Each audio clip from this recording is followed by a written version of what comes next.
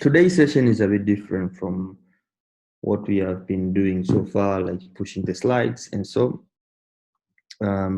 we prepared something which is so straightforward, but ideally we wanted to now talk about almost everything that we have covered so far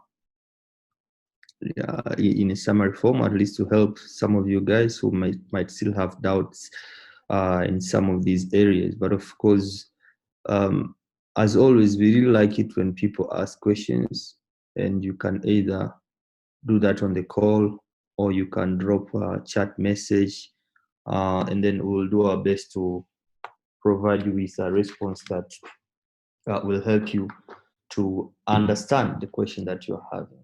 Yeah. So that way, of course, we'll all be moving in the same speed. And of course, you only have tomorrow to finalize. And this exactly for tomorrow, really, there won't be any coding actually. So tomorrow we'll talk about different areas where you can apply Python or the basic knowledge that you have acquired through this training, and in which ways maybe that can be helpful for you guys. As we said from the beginning, the focus really on our end for this training was mainly on helping you guys to learn Python and see if you can apply it to manipulate data, to process data, to visualize data, and so on. But ideally, we use the case of data science basically for like as a platform for us to try the skills which we already have or which we have learned through this training. But of course, as we have been saying, there are so many areas where Python can be applied to build solutions. We talked about web, we mentioned mobile, we mentioned, like even building desktop applications and so many other areas. But of course, given that you are health professionals, then it's more realistic to think of Python as a tool that you can use to address some of the issues or provide some of the solutions that are related to your field of profession, because Python should not be something new that like it should not be a new skill that you must add and to work as a Python, like as a professional software engineer or professional Python engineer, but rather the way maybe we think you should approach learning Python is for it to be used as an additional tool to whatever tool set that you already have. So if you're a health professional, then learning Python in a way that it aligns to what you already are good at, then that might make even Python to yield better results in that field, but also it will even make you more productive. So we expect maybe to hear people, your opinion, or if anything you have, you would like to ask, or maybe as I said yesterday, if you need anything maybe to be clarified, please feel free to do that. So as I said, like today we will not be using the slides, but we are going to use Thorny right away. And actually this file, let me quickly see, where was I? I wanted to post that code.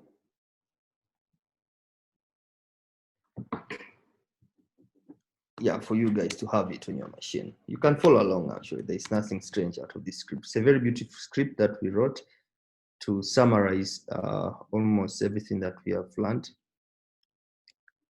Let me drop it there.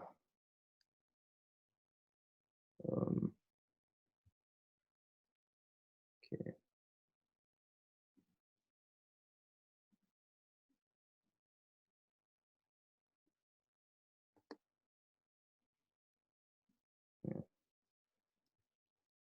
Like so.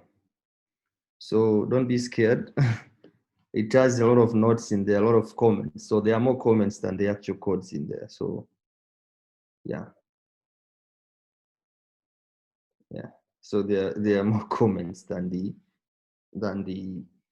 actual code. So we are actually going to use this as our slide for today, and then of course we'll be seeing some of these concepts in action. So remember when we started talking about programming and so Then we touched something about statements, and of course, we have been repeating this over and over, but it's important to reinforce what you have learned already. And we said a statement is basically a single instruction that tells Python what to do. Of course, this applies to even other programming languages as well. So any statement is basically a command that instructs a computer what to do. And of course, for the case of Python, it means those instructions are passed through Python so that the Python now can tell the computer what to do. And remember, we say that Python is an interpreted language for a reason that like Python has to be there. So the code that you write has to be interpreted by Python to the computer for what to do. Though there are other programs which they don't need an interpreter. So once you write your code and then automatically when you produce a file for that program, then people can install it and then they don't need an interpreter. The computer will now start to understand it directly. And so, but of course, for the case of Python, this is an interpreted language, so an interpreter has to be there, and this interpreter is basically the Python itself. Yeah, so, and of course, this is just an example. So print, hi there, thank you for using my Python app. So this is one of the statements, so it's printing out, and there's another statement there. But of course, ideally a statement is just any line of code that can be executed. You know, any line of code that can be executed by Python, basically, you can think of a statement as such. Yeah, and like all the files, all the codes that you have been writing so far, you have included a number of statements. So basically this simple program here is kind of like putting together everything that we have learned so far, but in a style that, you know, they are all linked. You know, it's not like some dummy code in there. So they're all linked. You'll see when we run the app, you can also try and run it on your end if you have the script already. Yeah. Then we talked about comments, and you see that these are statements that are ignored. So when you run your app, statements are basically ignored. They are not executed. So, and of course, we use comments mainly for documenting our code.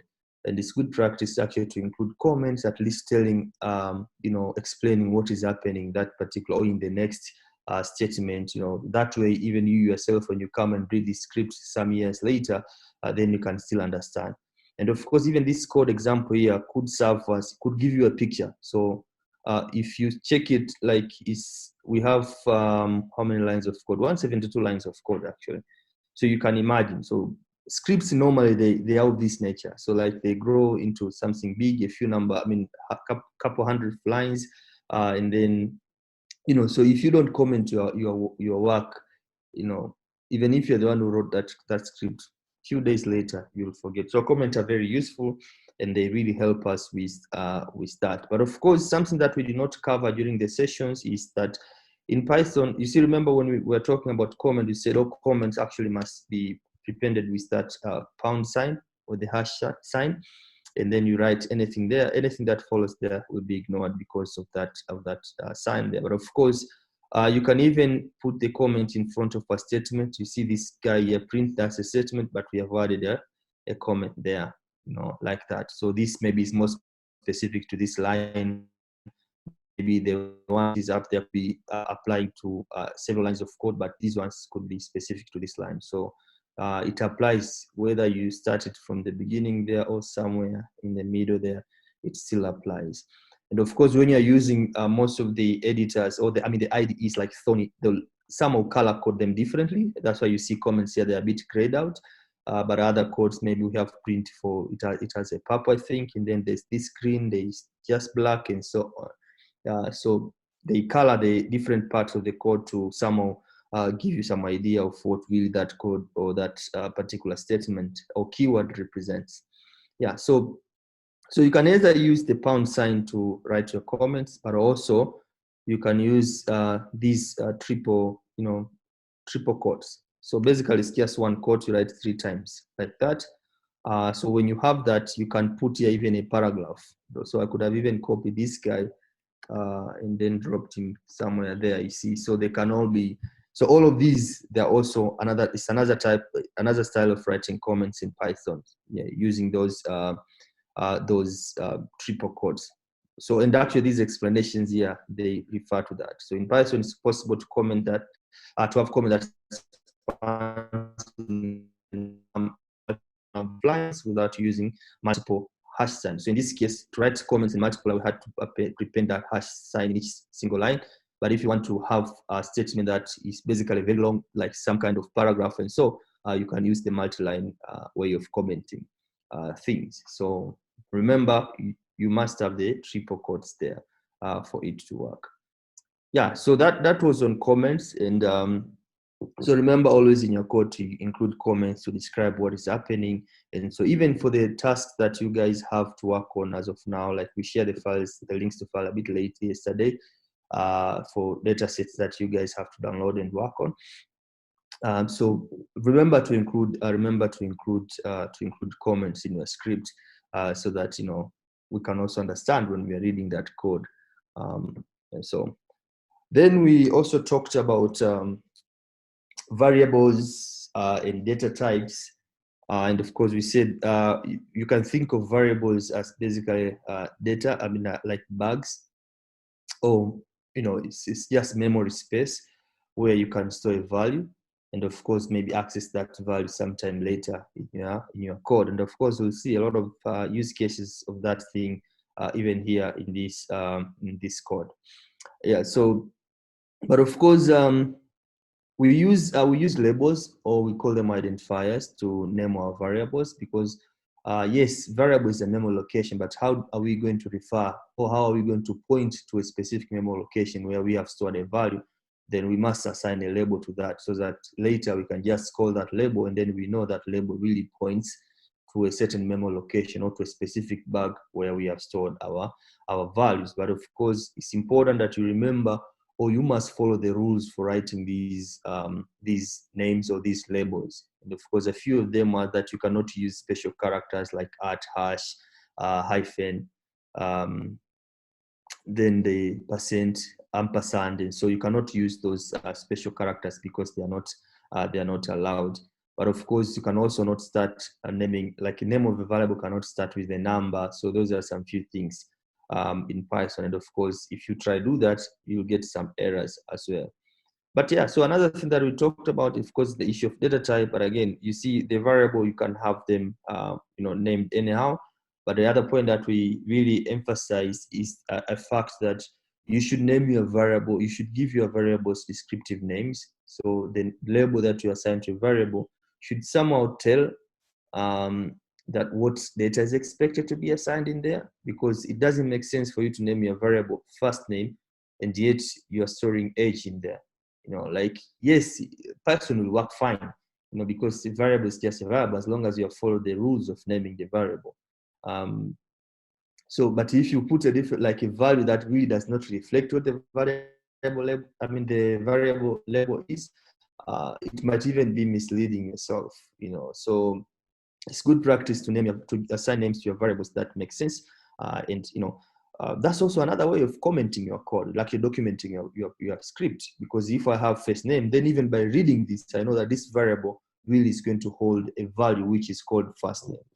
Instead, if I had X here, then okay, what is X actually? So it really doesn't make much sense doing it that way. But of course, in Python, another point that we said, the type of value that a variable can hold is actually determined by the data itself. So in this case, if I'm assigning Scott, which is a string, to first name, then automatically first name, which is a bug that stores data, actually stores a string value. In this case, because Scott is a string value. But also variables can also store other types of data. These could be numbers, could be decimals, normal numbers like integers and decimals and so on. So you can also assign different types or different values to variables.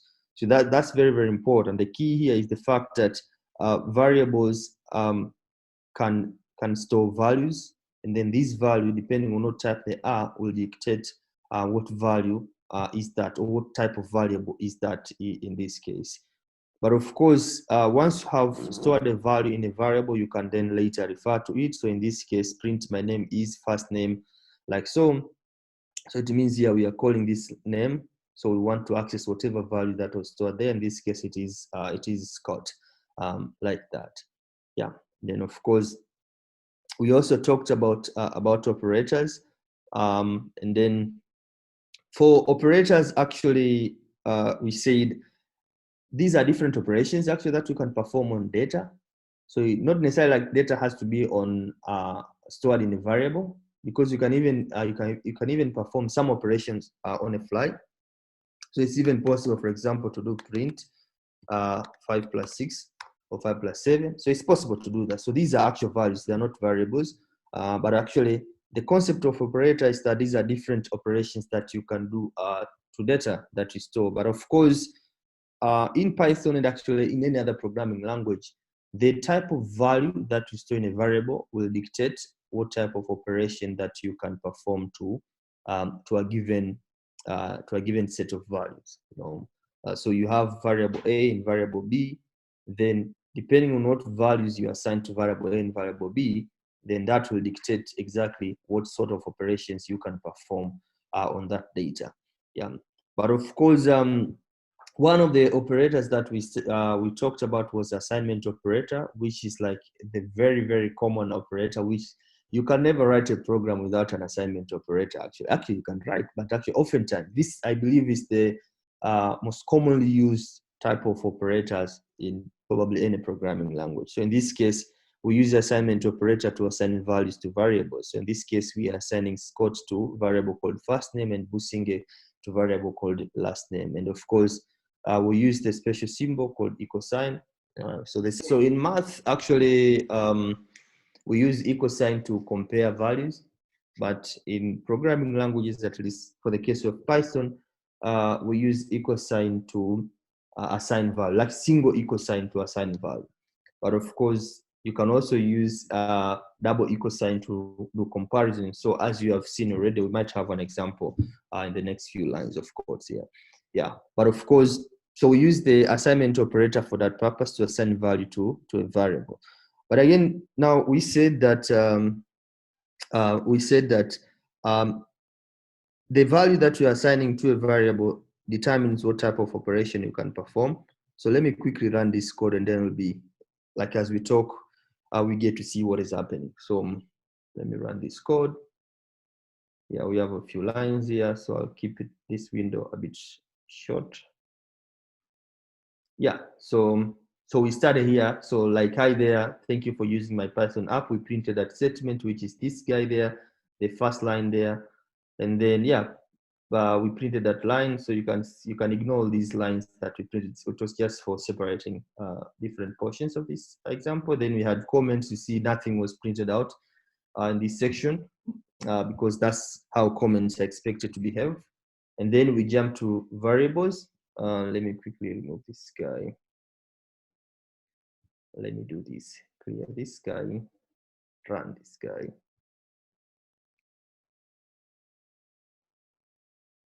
Okay. Looking my module. Sorry. Let me clear this there now. Run this guy. I'm not getting my variables here. View variables. So let me clear this guy again. Let me run this. Whatever happens, it's okay. Yeah, we don't need actually that one. So yeah, so we started there when I was talking about statements as just a single line of code that can be executed. In this case, we wanted to print out something which was printed, and then we printed that line again. It was also printed down here, and then we moved down there. Now we started talking about variables, that these are bugs, we can store value in them. In this case, we had variable first name, last name, age, height, and weight. And then, of course, in this statement, we are printing my name is, then first name. You have seen this already, actually. So what we are doing here, we are trying to access the value which was stored in the first name value. And of course, the value that is stored in a variable is the last one to be assigned. So you can have first name here, Scott. If I call first name down here somewhere on line number 34 and assign it a different thing, then of course that the updated value will be printed out and not Scott. So you should remember that as well. Which is why I say my name is first name, so my name is Scott. Why? Because Scott here is what the value that we had assigned in there. And then of course, you can also refer to me by my full name as Scott. Now, actually here on the operator, now we talked about the data that is stored to a variable, and that data being the thing that determines exactly what sorts of operations can be performed to that piece of data. So in this case, we all agree that first name and last name, they're actually all strings. So, and here we are calling plus sign. This is an operator actually. But in this case, plus sign, because it is applied to strings, it behaves differently, completely different from when if you are to use that same operator with numbers. So in this case, the plus sign actually, when it is applied to strings, the same as when it is applied to list, what it does actually, it combines the two strings together, instead of adding, because you cannot add letters, but you can add only numbers. So plus sign in this case, it means we want to combine the two guys. Yeah, so we have this point here, when addition is used with a string, it merges the string. So this is very, very important for you guys to remember this. And then of course, we are just printing. You can also refer to me by my full name as full name. You see there, so we had that variable called full name, and then we assign to it these two guys, these two values there, and then we say a space in between. So plus, so first name with a string plus an empty string. So this string is basically having a space in between there to separate the two words, and then again we are adding another string, which is the last name, which is why now you can also refer to me by my full name as Scott Businge, because Scott is the first name, Businge is the last name, and there's a space between them to separate them. Yeah, so that's one kind of operation. So we had two strings here, then plus meant something different. But of course, if you are having numerical values, in this case, maybe the height and weight, you can do some other cool mathematical operations. So this is a simple equation for calculating the BMI of a person, given the weight and the height of that person. Yeah, so in this case, just wrote that simple math there to do that. So when you are having numbers, remember, so we have assigned these are numbers. If I had put quotes here, this would have been something completely different, like completely different, because it would be a string. Remember, strings are kept in between quotes, like so. But because it is written like that, then it's a number, and then the operations that can be performed on these values now, they differ, like they become something else. And in this case, of course, we can divide, you can divide again, we can square a number. So in Python, if you use double asterisk like this, it means it's for power. So whatever height value that we have, take it to power 2, like that. So you can do that. And of course, again, now you can now start to continue seeing the power of variables. So we defined weight and height up there, but again, down here, we are still referring to those values. So BMI is equal to weight, which is that value, height, which is that value, and so.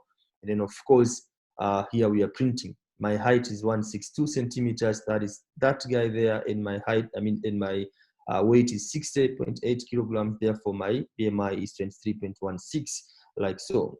So because we had values, those numbers, then we were able to do some mathematical operation to them. But of course, you cannot call a division on a string, because string is a different type of data.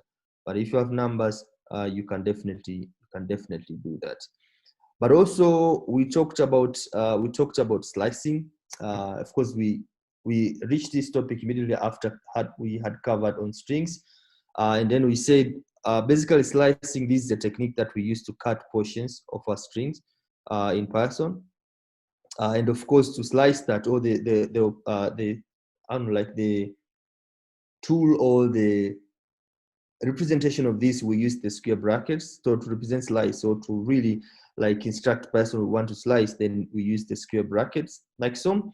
But of course, these same brackets that we're using for cutting or picking portions of a string, they can also be used to select or to fetch a specific character in a given string. So not necessarily like you take a bunch of letters together, no, but you can actually pinpoint just a single character and then use that, or maybe use it for whatever you want to do. So in this case, of course, we say, okay, the first letter of my first name, so here we have called first name. Remember, first name is still holding the value of Scott there. So we are accessing the first character or the first letter, which is S. And that of last name. So again, the last name, and then at index 0, so that is basically B. So SB sounds like special boy, like S for special, B for boy, and so on, which is why we have it here. So the first letter of my first name S, and that of the last name B. So we have access to a specific character in that string, and then that of last name, which is B, sounds like special boy in that sense. But of course, this was the case when you want to use slicing operators to get a specific character in a string. But it is also possible, again, as we say, to fetch exactly several number of letters, like to cut a portion of a string. So of course, the trick that we use this time around in this case, we say, okay, what is the length of the last name? So we call the function len. I hope you guys, know this by now. So this length of a string, or it could be length of a collection, of a sequence. So len last name, this will give me the number of characters in the value of last name. In this case, it's businge, like so, which has 7, actually the busi, the 4, and nge 3. So we have 7 letters. So that will be the last name length, as len and so. Then since we have this value, then we can print actually the last name out of the full name, actually, if we want to. But of course, first we printed out this number. So the total number of letters in my last name is last name length. We have substituted that variable there, characters, which is why we have the total number of characters in my last name is 7 characters. So it has counted the number of characters in there. And of course, now that we have the total number of characters in the last name, we can actually extract this. So this is actually slicing in action now.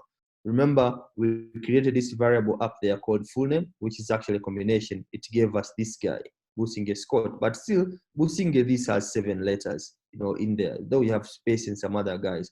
Now the question is, how can we use slicing to get this name out of this string, altogether? So the easiest way is to start from this end, because last name is actually on the last side. But how many characters are we going to fetch? So we needed to get the length of the number of characters in that string. That's why we had calculated that the length, or the total number of characters in that name, and then using that number now, we use the slicing technique, and which was to get the number of characters. In this case, I would have written 7 there. So I put a -7. So start from index 7. And if you remember correctly, we said indexes start from 0, 1, 2, 3, 4, 5, 6, 7, like that. But if you're starting from the last one, then we'll have, in this case, we'll have -9, I think, -8, -7, -6, -5, -4, -3, -2, -1. So these will be our indices when we start from the end, and so on, like so. Yeah, so if I remember correctly, okay, that is how it is supposed to be. So we start with -1 all the way to the right, and so on, like that, yeah. So it can be something like that.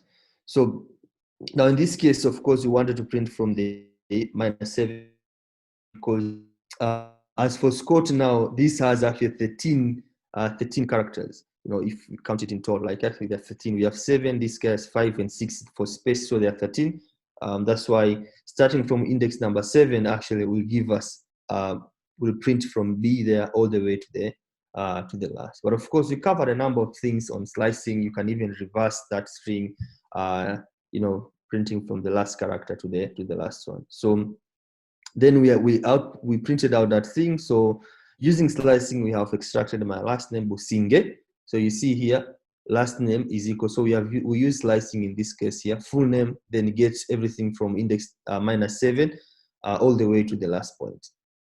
That's why I say, like, so for Scott now we had -13, -12, then -11, -10, -9, -8, and then -7. So starting from there all the way, and if we can count, this is 1, 2, 3, 4, 5, 6. So these are 6 characters. And then if you check on Scott's name there, Businge Scott, so we have 5, and this one, the 6th one for space. Then everything starting from index 7 to the last. So putting that means I want to start from index number 7 all the way to the end. That's why you got Businge from there. So that's actually slicing. It allows us to take a portion of a string. We just wanted to print out something which is meaningful actually. But actually the total string was our full name, which has quote space Businge. But out of that, we only fetched those 7 letters from the string, which we knew actually had the name Businge in that case. So that's why we have here, using slicing, we have extracted last name Businge from my full name, Scott Businge. So the full name is still there, but this guy, L name, this is just a portion of that which was assigned and calculated there.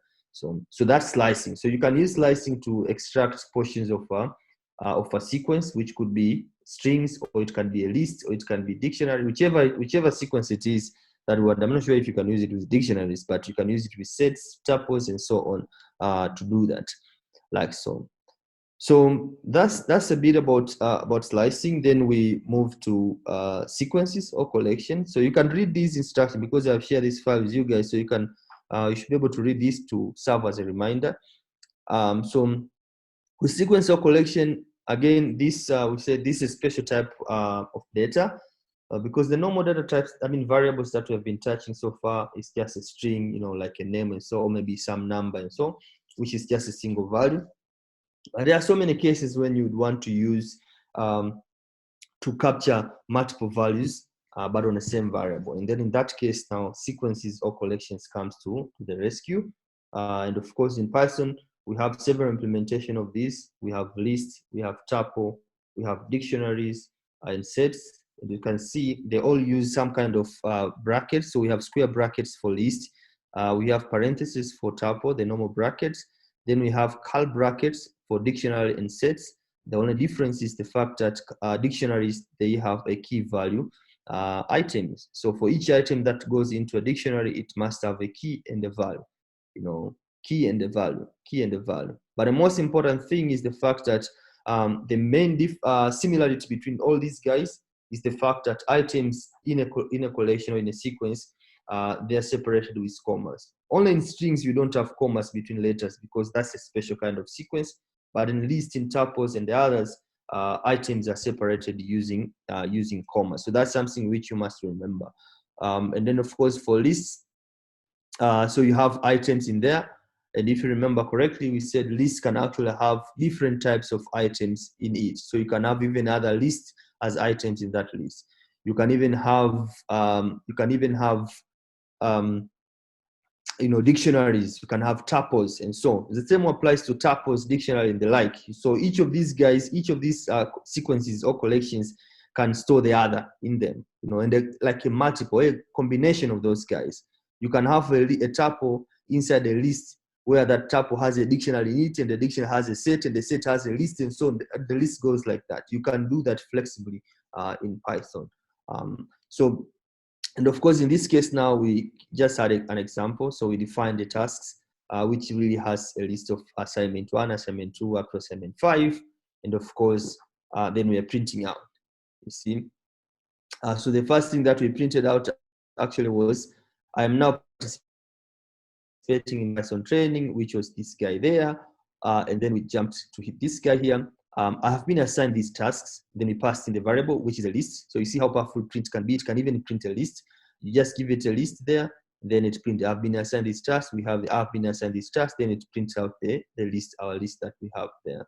But of course, so this list actually making it a total of length. So we counted now the number of items in there, which gives us making it a total of 6 tasks from task 1 to 1, 2. So I repeated this guy twice. No, it's not bad. So let me do it this way. So we have 2 there, we have 3 there, we have 4 there, we have 5 there, and then we have 6 there, like so. So we have 6 tasks. Yeah, so I don't need to run that, at least for now. Yeah, so then my second task is, now what we are doing here, we're actually using slicing to access an item in a list, just like the way we did it in strings. And of course, the thing that you have to remember, even we put a comment, like second task is referred to using index value 1 because indices starts from 0. So this is something that you have to remember always in Python. So you want the first item, that first item, its position is 0 and not position 1. It would have made sense actually if it had 1, but actually that's how the language is. So you start with indexing value 0 from there. So putting 1 here, it means we're actually targeting the second item, because the second item will actually be at index 1. And of course, these indices, they start from 0 and increments by 1 all the way to the last item in the list. So if you have 6 items in the list, then the last item will have an index of 5, because indices started from 0. So actually, you can actually now target any item in the list using indices. So in this case, my second task is, we printed that out. My second task is assignment number 2, which is that guy there. Yeah, let me quickly clear this because I changed that. Then I'll move back there. Yeah, so my second task is still assignment 2. Yeah, and then of course, for dictionaries, we select dictionary. Each item that goes into a dictionary, it has a key and a value, a key and a value, a key and a value. This is something that we have to remember as well. And of course, dictionary, they use curly brackets. Yeah, and of course, each item, it must have a key and a value. So item 1, value 1, comma, item 2, value 2, comma, and actually this guy, they must have column there, like that. So item 2, value 2, and so on. Then this guy, because it's a key and I don't need to buy, this is just to give you an idea. But actually, if you're writing now the real key, like the way now in our example, so we have the score for assignment 1, you see the key goes in quotes. You can actually have even numbers, as long as it's a varied thing. You can have a number there for key, and so as long as this is a number, but you cannot have a string there without having quotes. So if it's a string, then it must be in quotes, but if it's a number, it can just be as that. So assignment 1, the value is 90. So key is assignment 1, this word, value is 90. Assignment 2, that is 87, and so we have all these items. So basically, this guy has how many items? We have 6 items in there. You can even do the length of that thing, and then you get a value. So, and then yeah, we printed my score, which is actually this guy down there. My scores are assignment 1 is that, assignment 2, and so on. But of course, we can also point a specific item in a dictionary. So I did not perform well in assignment 3, and I'm not happy with the score I got. Now, of course, what is the score? Then we call, this is the dictionary name, it's score written there. And of course, let me quickly put this down. And of course, inside there, we know there are keys, so we can use a specific key to target an item. So in this case, assignment 3, because we want to read that value. So the difference now here with list, the list, you just pass in the index value, but with the dictionaries, you actually have to pass a key, because a dictionary by default, it must have a key assigned to its values, and so on. So you use a key to target item number 3, because that is how the key was named, assignment 3. So if I had ABC there, then the key here would have been ABC and not assignment 3, like so. So you must remember that as well when you're using or working with dictionaries, like so. And of course, yeah, you can just now print that. That's why we had this. And then I did not perform well. I did not perform well in assignment 3. I'm not happy with the score I got, which is 65. In this case, yes, because assignment 3 there, we have a value of 65 assigned to and so. And then of course, after that, of course, we move, after talking about the list, the sequences, list, dictionaries, sets. You had an assignment of sets to work on, and of course we have done this kind of repetition over and over, but which is also a good idea for you guys to remember and to have an idea of what these things are. Though we said you don't have to cram them, like just know a sequence. This is how I can store multiple values in one variable and then access it later. But if you want to store maybe a list and you have forgotten the syntax of it, how do you define a list? Just Google it. How do I create a list in Python? You get a lot of instructions for you to do that. But of course, since you have the basic knowledge, what that means is that you'll be able to identify which is the right reference here. Compared to now, like if you were to just go, if you had not attended this training, then probably you'd struggle a lot to just implement a simple list. And the reason behind, because you do not have a prior knowledge of what lists are and maybe even how Python works and so on. Yeah. So You don't have to claim this, just know they are there and you can use them. If you have forgotten, just simply go to Google, search. And of course, I think tomorrow we'll give you some of like ebooks that you can continue reading, but also point us to very useful resources that you can continue reading and learning more in Python. But of course, the most important thing is, as I've been saying every day, is the fact that the Slack channel will be open for you guys. You have a question, just drop it there. You know, the team will always be there to support, because we want people to learn Python and use it, especially people who are not having any background in computer science and so, because if they can learn and use this in their work, you know, people will be able to do wonderful things with tech and so. So we'll always be there to support you guys and work with you to make sure that for those who are really passionate in this, then they move further and even learn further. And for those maybe who might even want, depending on qualifications, you might even allow you guys to join the lab and meet with other guys who are doing coding every single day, like so. So yeah, so now after talking about the collection, so we went and now learned about control flow or program flow. Actually, let me type that. Program flow. And basically we say that all the programs, they're executed in order from top to bottom, each line at a time. You know, so you have line number one, like in this case, we started from line number one there. Right now, we are on line number 100 and I don't know which number, 106, you know, 107 actually. So if it was really programming, if it was Python now running this code, this is actually what would have been happening. We started there, line after the other to this point. So this is how any program will be executed. But of course, unless you interrupt it and then cause it to behave a different way. Now, control structures allows us to do that. You know, they give us the power to interrupt a program flow and maybe cause it to do something repeatedly, or sometimes choose what to do among so many other things that it can do and so on. So that's how powerful control structures are. So if you do not include any control structure in your program, whatever instruction that you write will be executed as long as it is its turn to do so, right? So that's how a program flow is. And of course, we talked during our discussions that there are two types of decision structures. Yeah. So we mentioned decision structures and also loop or repeat structures. And particularly, we say decision structures.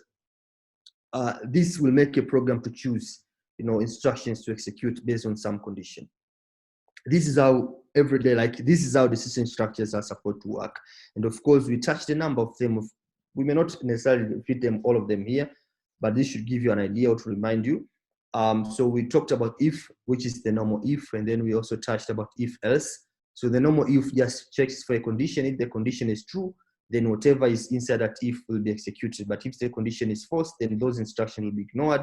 Then the program will continue with other parts of the code. But if you are having an else, then in case the condition fail, then the program will jump to the alternative, which is the else now, and executes whatever it is in there. Like so, and of course, in this case, we have if my BMI is less than 31, then I'm kind of fit for this training, and I believe I can do wonders with Python. So if your BMI is less than that, of course, this is a joke. Probably some of us here, BMI is above 31, including me. So this is just for learning purpose. Does not apply in real life. Yeah, so we are just here. So remember, now this is another power of variables. Now. So remember when we calculated the BMI, let me quickly jump back. It was on line 47 actually. Here is where we calculated this value and then we assigned it there to that variable. Line 47, right now we are in line number 114.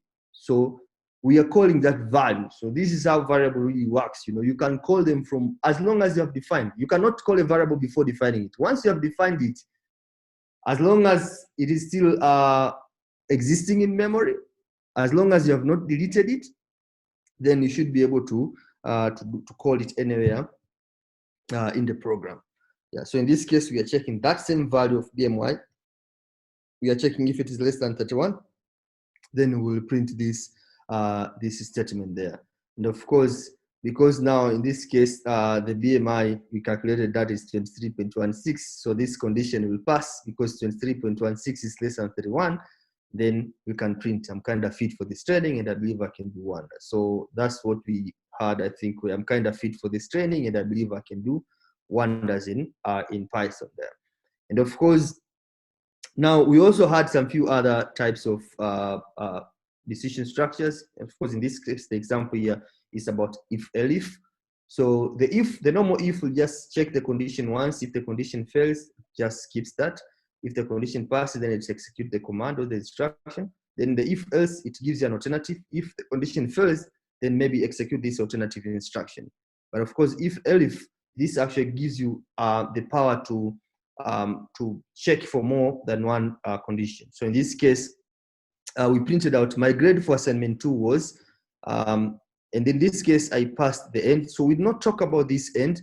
Remember, there's a time we talked about SEP, and then this gives us that power to specify exactly how do we want our strings to be separated. But in this case, of course, Python and the print statement in particular, it also features another parameter that you can pass. It's called end. So by default, when you print anything in Python, the next time you print something else, it will be printed on the new line. This is actually what has been happening. So everything that I've been printing here, you see I printed this first, and next time I printed, that thing went to the next line. But because by default, Python put this character, the new line character. So at the end of, like after printing, automatically it sends the pointer or the cursor to the next line. So the next print will be printed in the next line. But if you want to change that, you can actually pass the end parameter and then tell you know what, I want to print everything in one line. You know, I have several things. Yes, this other thing I'll print it a few lines of code below, but I still want it to be, I want it to be printed in the same line as this one. So in that case, then you can pass this end and then give it like, you know, remove everything there, put just an empty string. It means that anything that you print next will be printed in the in the same line as this guy. So my grade for assignment 2 was, then we remove the new line because we want whatever we choose here to be appended here, like the next time we print it. And of course, so we read the marks for that assignment. Remember, score is the guy, is our dictionary. Up here, it has the marks. So assignment 2, it actually had 87, like so. And then of course, so we capture that number, which is 87. So marks basically now will be having 87. And then now we are using if to check. So if marks is less or equal to 100, print A. If marks is less or equal to 74, print B plus. If marks is less or equal to 60, print B. Otherwise, print you're in trouble, like so. So basically now we read the value, and then we are now marks now holds our value. We're now starting to pass into our ifs. Is marks less or equal to 100? Is 87? Yes, 87 is less or equal to 100. So immediately we print A. But if, of course, this guy is very, very tricky actually, because any number here will be A. So this is something else that you have to, you actually have to check, because if I'd put here, 1, it will still be less or equal to 100. So it will be A. So you need to really be smart and knowing like with this condition, the way you are checking them. Maybe you should have started from the, like from below like this. So instead of saying from 100, I'll start from 60, like so. So if x is less or equal to 60, so because if number is not above 60, then it will fall in that condition. But if it's above 60, then we'll move next. So in this case, this is B. Then we have 74 will be there, and then we have 100, which is A. So I've swapped them. Because putting 100 here, it means every single number that I'll be testing, as long as it is a score, you know, score, they will never have a score which is above 100. It will always be A. Even if you have 0, you'll have an A. And if you have created a system of that nature, you'll be having a GPA of 5, which is not good. So you have, when you're writing programs, these are the things that you must account for. And of course, if you remember correctly, when we started talking about coding, we touched something called errors. We said there are syntax errors. So syntax error, basically, if, for example, let's say I missed this code here and then run this code. Let me clear this guy, run this code like that. Automatically, I'm getting an error. End of line, whatever, there is an error. This is syntax error, you know. So Python will capture that, telling you, you know what, you have violated one of my rules. You have dropped some grammatical errors in your code. Please go and fix that. It will give you an error like that. Of course, once we fix that, then the code will run perfectly. But of course, if you're having an error like this one, this is what we call logical errors. And they are there. That's why we even gave you like a statement of inspiration that even professional programmers, they write programs of the right code with errors, because they may not write a code with syntax errors. You know, I may not write a code with syntax errors, but logical errors, those are always there. Now that the example that I had it before here is a perfect example for a logical error. So you are checking if max is less or equal to 100, which is the first condition. So any number that you put, as long as it's a score, it will always be less than 100. So that condition will always pass. Whether you put 0, 1, -1, the condition will always pass. And then, of course, you might end up creating a system that gives everyone a GPA of 5 instead of actually really doing the math right. But of course, this is for the marks. Depending on what script you're writing, you might also have some if statements there to check. So remember that to really understand like the way you are checking these ifs. Of course, this may not come in one day, but once you start writing code, you will see yourself, why am I not getting the results? Then you start asking people you share your code, guys, I've written this code, it runs fine, it reads files, I get my data, but I'm not getting the answers that I was supposed to get.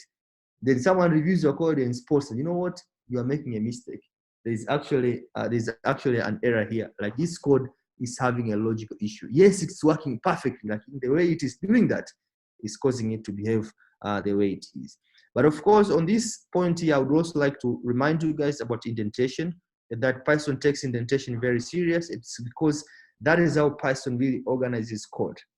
So these two prints here, this guy print will only be printed if BMI is less than 31, but this other guy here will be printed no matter whether BMI is less than 31 or not, because by putting him in the same line as if there, it means this print is outside the if statement. But this guy, which has been indented, it means that guy is actually inside the if statement. So please and please and please, some of you, of course, you have been having issues. It's because when you look at the code quickly, you see the indentation is not properly set there. So please go and check the indentation and make sure that you have all your code. So if you want anything to be inside a certain block, like in this case, and if, make sure you indent it, either using a tab, or you can tab 4 times with a space bar. So the tab is easier to get that indentation right. And so the same works for if. So this print here is actually under this first if. This print here is under this second elif here, and this print I is under this guy there, and then this last one is under the else. While this guy here will be executed no matter whether any of these conditions fails or pass, because it is outside this if block there, by simply putting it where it is there. The indentation, they are almost in the same column as the other guys, the if there, like so. But of course now, so this is very actually ideal to remind you guys about the decision structure and how powerful they are. Because in this case, like even look at this if block here. If we did not have this if block, then we would have seen print like B would have been printed B plus A plus. But because we are using decision structure, then we are telling a program to choose which print to print there depending on the condition. So that's how powerful it is. If we did not have those guys there, everything like number 122 would have been executed, 124 and 126. So it's important to understand what role do the decision structures play when it comes to the code that you're writing. And of course, these are very fundamental concepts that you must have an idea of, because if you want to use Python for anything in your code, then definitely you'll have to have an idea of this, because almost all the scripts that you're going to work with will have this kind of a thing, like so. Yeah, so then of course, that's why here we have my grade for assignment 2 was R, and the reason behind is the fact that marks now has the value of assignment 2, which is 87, assignment 2. So if let's say we put 7, we expect to see you're screwed. Actually, it was B. Where is B? Why do you get B? And later I put 7. Yes, because 6. You see again now. This is another thing. I was supposed to have an else. This is actually what I was telling. So my code really still had that logical error. So the else actually was supposed to account for anything else, but still have 60 here. Less or equal to 60. 7 is less or equal to 60. So it prints B. So 7B, that's something which is not good. But actually I won't use this time to fix that. It's just for you guys to have an idea what could happen if maybe you do not account for such kind of things, and your program might be failing without you knowing. And then of course, apart from the decision structures, we later came and talk about loops. So ideally, maybe we would have done it like this. So if it's greater or equal to 100, greater or equal to 100, that cannot be actually, or you can have a range, because max is not necessarily that you have only one value that we're checking. So you can have, I want maybe to check if it is greater or equal to, greater than, if max is greater than 74, or max is less than 100, less or equal to 100, like so, then you can print R. So we know maybe 75 and above, or less than, like that. Then actually, if you put O, this will still work. End. So it has to be end. So it has max is greater than 74, and max is less or equal to 100. Because otherwise, if you put 1,000 there, would have worked. So in this case, you want max to fall between 75 and 100, like so. And then the same for this guy here. We are checking if max now, the range here is for B plus. Maybe we move from, I don't know, 61 and above. So we could have done the same. Let me quickly copy this guy there and then drop that guy there. So we want to, if max is greater than 60, like so, and max is less or equal to 74, then that guy will be B plus. And then if max now, like so. Yeah, but of course now, like, you can play around with those if statements, and the idea here is for you to really implement it the right way to make sure that you get I'll leave that to you guys. You can to make sure that your if statements really account for all situations. That's very, very important, because if I put 1,000 there, will it work? If I put -1, will it work? Because why would you have negative? Oh, there are cases, someone gets negative numbers, so so that's also possible. But yeah, but ideally, the concept that we wanted you guys to get is the fact that you can have if statement or decision structures that tests or checks for multiple conditions. And this is just 3 conditions here. You can have 10, you can have 20, depending on really what your program wants to. I was busy trying to address that thing. So yeah, we can now proceed. Thanks, Asha, for sharing these challenges as we do the learning thing here. I hope, but actually it works. Yeah, so you said it works now. So thank you, guys.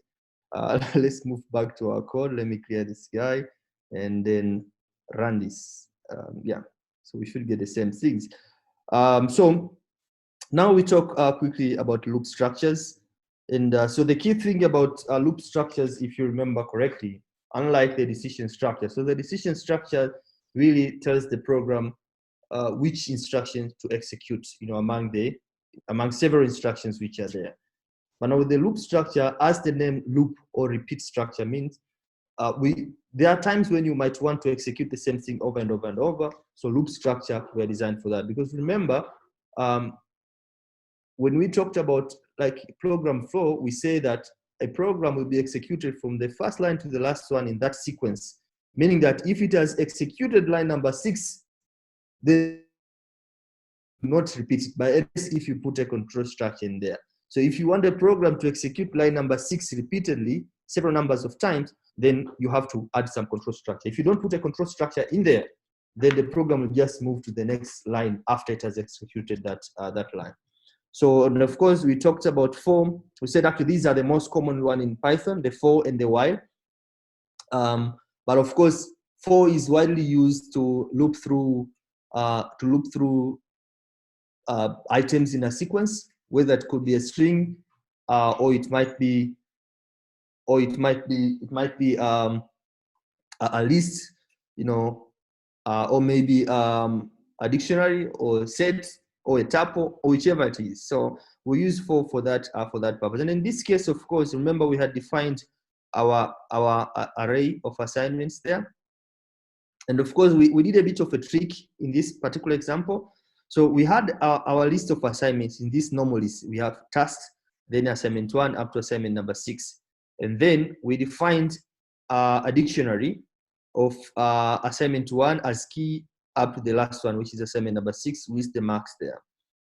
So what you can quickly see here or spot is the fact that each of these key in this list is actually an item in the other list there, the task list. So assignment, which is a string, is an item in that list. So the item number 1 in this list is basically a key for assignment 1 in this score, and all the way to the last one, I mean assignment number 6. Now, using for, in this case, of course, we know we can loop through a list or a sequence of items. So we are saying like for assignment in tasks. So this is the list. Let me quickly copy this and comment it out so that I don't keep on going up and back like so. So we're here. Let me quickly drop this guy there and then comment them out like that. Yeah, so we have tasks as our list and then the items in there. So for assignment in tasks like that, so if I were to, let me comment this guy out first and then print. I could have printed assignment, this guy. Can it finish here? Assignment like so. So print assignment. Then if we do that, down there we should see. So we get assignment like down here, if you can see. So we get assignment 1, assignment 2 printed out. Why? Because these are the items in the list, like this guy there. So we took the first one, we printed out. We took the second one, we printed out. We got them like that. And remember when I was talking about the strings and that thing of a parameter called n. So in this case, each time a print is called, the next item will be printed in the next line. But if you wanted to print these guys in the same line, then you could have passed here like this. So we pass end is equal to empty, and we don't want that new line character. Then if we do it this way, we get everything, assignment 1, assignment 2, like down here. Of course, they're a bit ugly.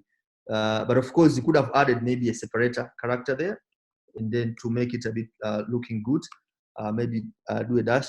But actually, this one will work only for if you are appending strings in this same print statement.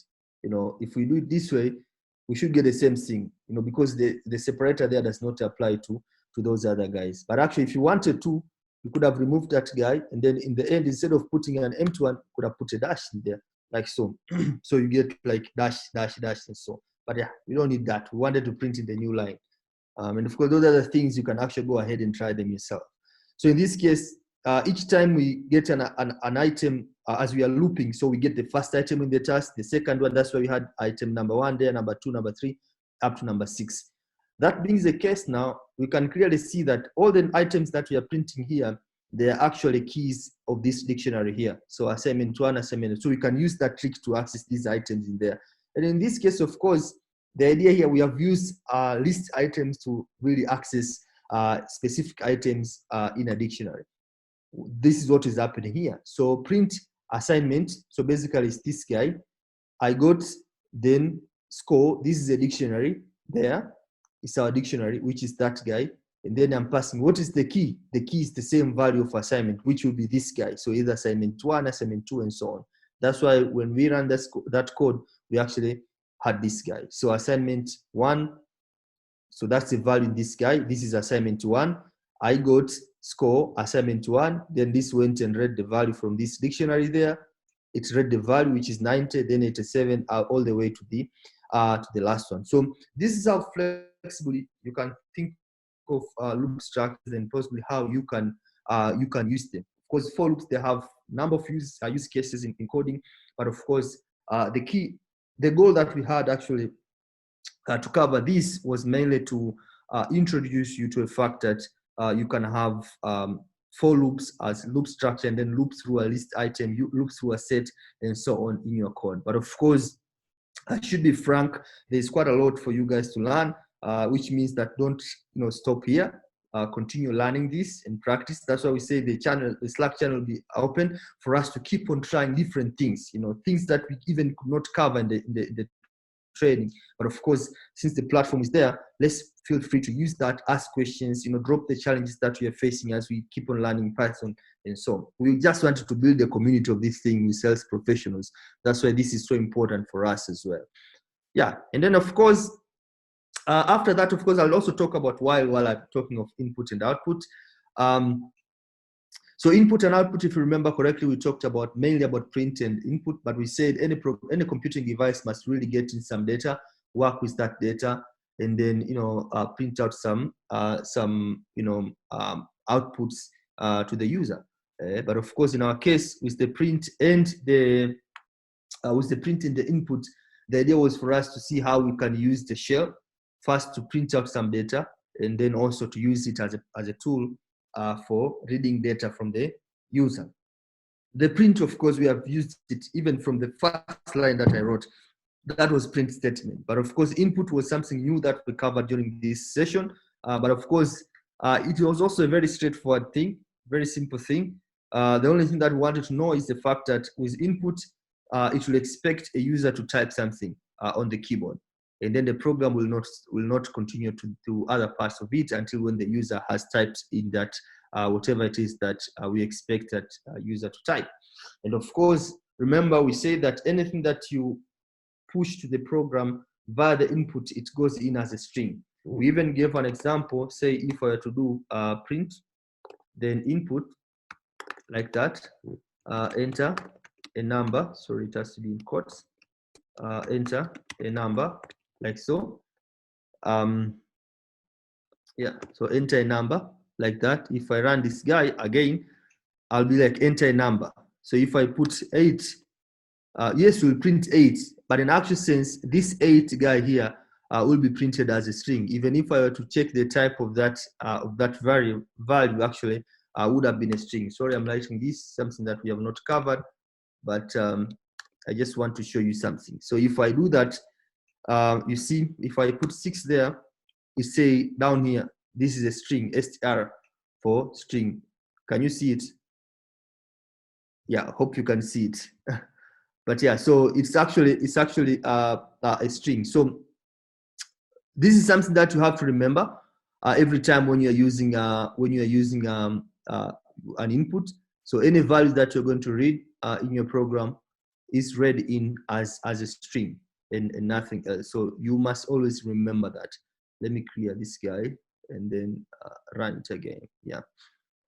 So now in this case, of course, I wanted to do something very, very interesting. So sometimes you might, if you're like using inputs in conjunction with while, you can create very simple lines of code which might force the user to enter a specific value. So in this case, we were telling the user, please, which assignment do you want to see the score? Enter a number between 1 and 5. You know, this could be 1 and 6. Enter a number between 1 and 6. So, and then the input now here will read that value, and then so we are using this function. Remember, I gave you a task to go and learn about int, and I remember to have covered it again in one of the session. And I said that int is a function that when you give it a number which is in string format, it will convert that number into a real number that you can do some mathematical operations on it. So because input really returns everything in a string, whether you put a number or whatever, even a number will be a string. So we have to pass it to int so that it can be a real number that we can work with as a number, like so. So enter a number between that gap, which is why actually our program stopped here. Like the rest of this program was not executed because it was waiting for us to submit that number. But ideally now, we are also using a while loop. So a while loop basically is the same as for loop. It's also a loop structure. But a loop, so we use it in a list or maybe in a set, and so it works best when you know the range. So you have, how many items do you have? I have 20 items. I have 100 items. Yeah, okay. So I'll start with the first one to the last one, which is the 10th one. There, in that situation, the loop works very well. But now the while, this works when you are not really sure exactly like how long or how many items do I have or how many times do I have to loop through. You only check if the condition is true, then I'll keep on looping. As long as the condition is true, I'll keep on looping. So in this case, of course, we are reading our number. So the user, we expect the user to type 1 or 6, any number between 1 and 6, including them. And then our while loop is checking. If this number, the number that the user has entered, is less than 1, or that number is greater than 5, it means, okay, so now it's greater than 6. It means now this person has entered a wrong choice, has entered a wrong number. So we want now the user to do the same thing again now. That's why we send this message here again. So just enter a number between 1 and 6. So as long as the user does not put a number between 1 and 6, this thing will keep on coming over and over. Like here, if I put 6 there, 0 like that, it will keep on asking. If I put 9, it won't go anywhere. If I put 56, it will do that. Negative, it will keep on doing that. That's how a while can be used. So while this condition is true, you keep on doing this. If the user has not given us the number that we want, just keep on doing that. But the moment I push in a number that is required, then what will happen now? Then the program will continue to this, because if I put a number between 1 and 6, then this condition will fail. So we will not execute the code inside the while loop. We'll proceed with the rest of the code, which is this line number 150. The score of assignment, then what assignment? Whatever the number that you push, so assignment 1, assignment 2, assignment 6 is, then we are calling here score again. This is our dictionary, remember?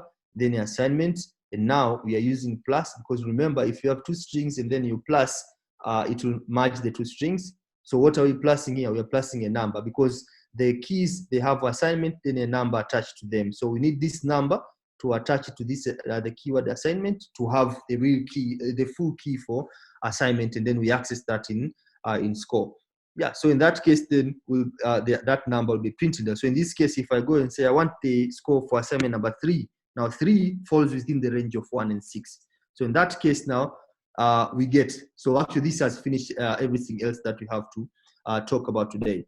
Yeah. So now in this case now, we got the score for assignment 3 is 65. This is true because this is assignment number 3 there, and the value is 65. So we fetch that value. So this is the case when a while loop can be used. But the most important thing here is the fact that we have been using input, the input command or input function, which is a tool that allows us to read data into our program. So you can play around with these things, but as I said, you don't have to cram this. Just know that I can make my program to repeat executing a certain piece of code. I can either use a for or a while loop. Now, if you have forgotten this, this syntax also, you Google it, or if you have books that we'll share maybe tomorrow, you can refer to the book. But sometimes Googling it is much, much easier. Like, how do I implement a for loop in Python? How do I implement a while loop in Python?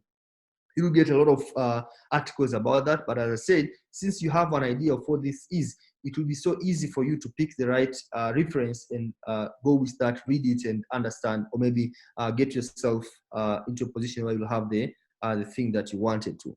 But yeah, so that's all about loop structures. Then we talked about function. I will not cover functions in this case. I'll jump straight to modules. Of course, modules was part of the input output, but of course, I'll finish also the rest of what we covered, even in using the module. So we said in Python, it is possible to organize your code into multiple files. You can break your program into multiple files, especially when you want, maybe you have a very big program and then you want to have specific tasks or functionality in your program or script to be organized together. Then in that case, you can use modules. So you create a file, which is a Python file. It has to have an extension of py. And then inside that file, you just put a really valid Python code. And then, of course, once you have the code in that file, you can actually call and access that code in another file in your program. And of course, we also saw an example of how to create a very simple module. Remember in the class, in the session, we created a population module, population.py, and then we had a dictionary in there with countries and their populations, and then we imported that module into another script file, and then we accessed the value of a population and so on. Yeah, so you can use modules in that sense, but of course, depending on your use cases, which I kind of like suspecting that for you guys, oftentimes you will rarely find yourself that you have to create a module for your code or to break your program into modules, but you would rather find yourself using modules, a lot of other modules created by other people out there. And actually, this is how commonly modules are used, especially with small scale projects. So you find yourself using modules that have been created by other people. And actually, this is how powerful Python can be, because other people have created very useful modules, very useful functionalities to address some specific things. As we said, if you want to plot a chart, maybe you want to import a file and do some analysis on it. There are people who have written modules for that. You don't really need to reinvent the wheel, because these modules, most of these modules, they're well tested. They have been in the existence for years and years. So it means that they have gone through ups and downs, and they have been refined to really be the best that they can be. So it's sometimes a good idea to use these modules, unless maybe like whatever it is that you want to implement is something which is very simple, then you really don't need to import a module, because when you import a module, the good thing is, yes, they come with functionality that you can enjoy, but the downside of it is the fact that maybe they come with so many other code that you may not necessarily need. So maybe you might find your program really grows so big because you're importing all these modules. They come because these are Python files, so they come with a lot of chunks that maybe necessarily you may not need them. You might probably need just one functionality in that module, but yet you have to import the whole file into your program. So yeah, but actually modules, they're very powerful and they can really help you to build a very complex solution. I was thinking maybe tomorrow I might have a session to show you guys how we can use Python in machine learning to maybe predict something. You give it a picture and tell us, is this a dog or is this a cat, and so. And then of course, we'll be doing that mainly to inspire you guys into seeing opportunities that are there and things that you might have maybe to, if you want to build passion on this, then you know, there's quite a lot of things that we can do with Python. And so, yeah, so modules, as I've said, they really help us to do cool stuff. In this case, of course, we gave an example of, we imported a module called random. This one comes with Python, so you don't have to install it. It's actually, when you install Python, it comes with it. Some modules, you'll have to install them. We have seen that, you know, using Thorny. But of course, as you keep on learning, you'll see, because not always you'll be using Thorny, you might be using some other tools as well. So there are different ways in which you can install modules in your code. Of course, we didn't want to cover that. At least we wanted you guys to have the feeling of the basics. But of course, you can install, not necessarily like using Thorny as an ID, but if you're using other tools, there are also different ways of installing the modules in your program. But of course, Thorny makes it so easy. Just a quick recap on that. You go to tools, and then here you type whatever module that you want to install. If it is pandas, then you can do that, and then, you know, why is it doing that? Let me quickly see if it's fine now. Anyway, something is not wrong. It's not right with my Thorny today, but at least it's working. That's why I don't see my variables here. I noticed that a bit earlier. So yeah, but actually what I was saying is the fact that there are some modules which comes with Python. Those ones you don't have to install them. You can directly access them. So random is one. There is math. There is a lot of other, like time. You know, so many other libraries that you can use from Python. But of course, there are also cases, and oftentimes you'll find yourself maybe you need some library which was created by some people there, because Python as a language, and the team that is behind Python may not necessarily build like every single library or functionality that you might need. So there are people also, because Python is community driven, so there are people who also write these libraries and then they make them available for free for people to use. And in that case, then you can download it and have it in your computer for you to use it in your code. So in this case, we just imported random. So random basically is a module that was created and it's available. And then inside it, it has so many things that we can use, one of which is random again. And basically this will create a random number between 0 and 1, you know, like that. So that's why when I, like, as of now, we have this guy there, 0.094 Ngapi. Then if we run the same script, we should get something else. Actually, let me put 3 again, like so. So now we have, sorry about that. So now we have 0.03 whatever. So it gives a number between 0 and 1, like so. Yeah, so you can import modules, use them whichever way you want, but the most important thing, if you want to use any module in your code, you must first import it. So at least have this in your mind, because like we've been doing a lot of these guys, we import things, but sometimes you just do it subconsciously without knowing that, okay, I've imported, just focus on your code. But it's a good idea to be aware of the fact that the moment you call and import, you're actually pulling some other code from a certain file, and then you want to use that code in your file and so on. But of course, I won't talk much about this, but also it is possible in Python to tell it exactly, because as I said, this is a Python file, and in that file, there could be a lot of things that some of them you may not necessarily want them. So you can even tell Python, like, you know what, I want from a module called random, you know, I want you to import random. So random, this thing is what is inside the random. So I want you to import that, and then you should be able to you should be able to do this thing actually, print random. This should actually work without any issue. Let me see that. Yeah, so we are still getting that that number, a new number again, you know. So in this case, of course, there's nothing new like that I've done, but rather to specifically say, I want you to import this case. So there is a module called random. From module called random, import random. So this is something which is inside. So if inside this random module, there was another thing called ABC, I would have called that as well. ABC, I would have called that as well, and use that in my code. Yeah. So this should not really scare you. It's just a different way, and of course, it's in some cases it's a preferred way because you are actually putting specific things that you want in your code. But yeah, you can still use. And of course, even if you do it this way, you can still pass the as keyword as always to really say exactly how do you want to access this guy in your code. And so, yeah, so, and of course, but we spent most of our time talking about using Pandas module, which is one of many modules that are out there, very beautiful and powerful modules to visualize some data. And of course, since it is a module, then definitely we had to import it. So import Panda, then we gave it an alias, you know, as P or whichever name that we would want to. And then, of course, Pandas actually allowed us to read data from file. That's a good thing because remember when we were talking about reading data from file, one thing we point out, two things we pointed out. One is not always that data will be, you'll input data via the input function on the shell, but oftentimes you'll find yourself reading data from files and some other sources out there. And of course, Python as a programming language, that is point number two. It comes with so many ways that you can use. Of course, most of them, they are modules, different modules that you can use to for reading data. Some of these approaches are a bit complex, not so straightforward, but others are so straightforward.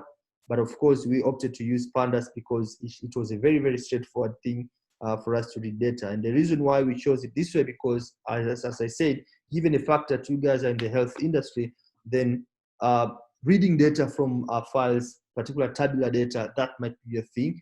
And probably the approach that will be using Python. But yeah, if you want to venture into some other cool stuffs as well, which can be done with Python, you'll also see that there are also different ways of reading some different data in different formats and so. But yeah, if you read data with Python, with Python and this tabular data, then definitely Pandas could be an easy way to do that. And of course, once you have read data with Pandas into your code, there are so many cool things that you can do with it, given that in fact Pandas as a module comes with so many beautiful features or tools that you can work with. And of course, we also mentioned about CSV file, comma separated values files, which is actually an easy way of representing tabular data. And actually, comma separated values, these are just simply text files. They're just normal files. The only difference is the fact that they have an extension of CSV.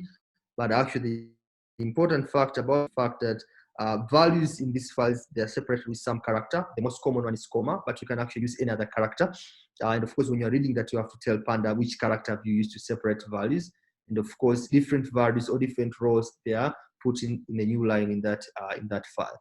But of course, we also saw that using Panda, you can also even read an Excel file. So sometimes you might have your data in an Excel file, and in that case, then you can use Panda read Excel to read that Excel file, and then you can even specify exactly which sheet of data you want to read from. And we start, of course, your data will be read into the program, and then from there we show like functions like info. We show the function like head. All these are different tools that you can use to get summary of your data, or maybe to do some cool stuff with your data. We also saw like the mean. You can describe your data. You can get some unique data in a given column, and so on.